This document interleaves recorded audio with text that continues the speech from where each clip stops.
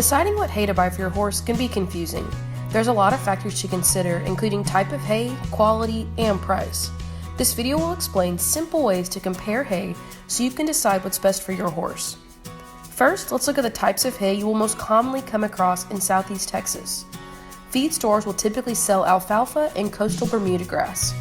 Most horse owners feed coastal as it's less expensive and more readily available.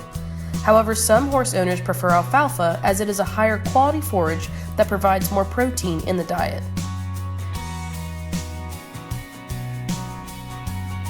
This graph shows the effect that maturity has on the nutrient content of the plant. Let's look at crude protein.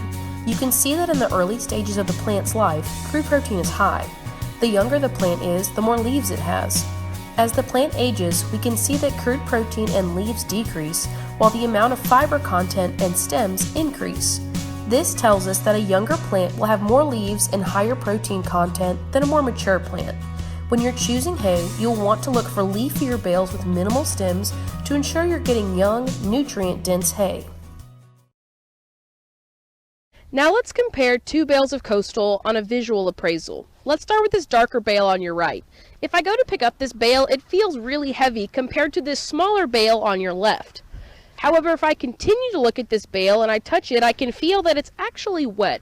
That gives me an indicator that it's probably been stored outside, and a lot of that heaviness is just coming from the fact that it's carrying a lot of moisture. This bale, although it's smaller in weight, is the same color on all sides, and if I feel the insides of the bale, it's dry. That tells me it's been stored inside. While visual appraisal is a good way to tell how a bale has been stored and taken care of, it's not always the best indicator of nutrient quality. A high quality bale that's been stored outside in the elements can end up looking like a bale like this, while a poor quality bale that's been stored inside could end up looking nicer than a high quality bale that was stored improperly. It's important when you're going to buy hay that once you've done a visual appraisal, we would recommend following it up with a nutrient analysis so you can accurately see the levels of nutrients in your hay and see if it's a good fit for your horse. Let's look at a nutrient analysis for the two bales we just saw.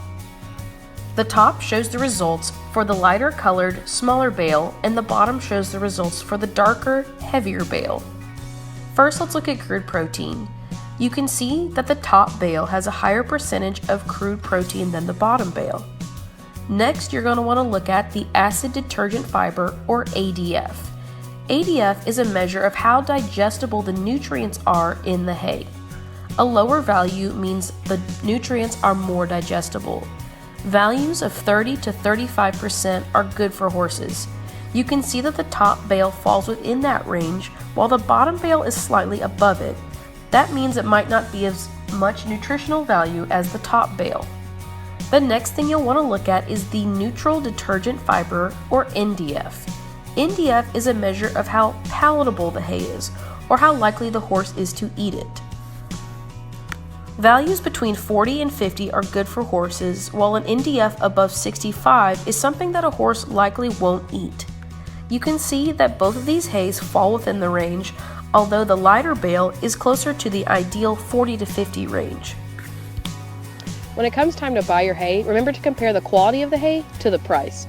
Just because you can find a bale for $3 or $4 doesn't mean you're getting a bargain. You're probably just getting what you paid for. On the other hand, if you go to a feed store, you may feel like you're paying more per bale, but remember that you're probably getting a nutrient analysis and a higher quality product from the feed store. No matter where you get your hay, make sure you take a close look at the quality. Remember to compare weight, size, leafiness, and price. If you want a more comprehensive look at the nutrient content of your hay, take a sample and send it to be analyzed. Remember, most commercial hay suppliers will have a nutrient analysis available, so don't hesitate to ask for it. If you want even more information about feeding hay, reach out to your local extension agent.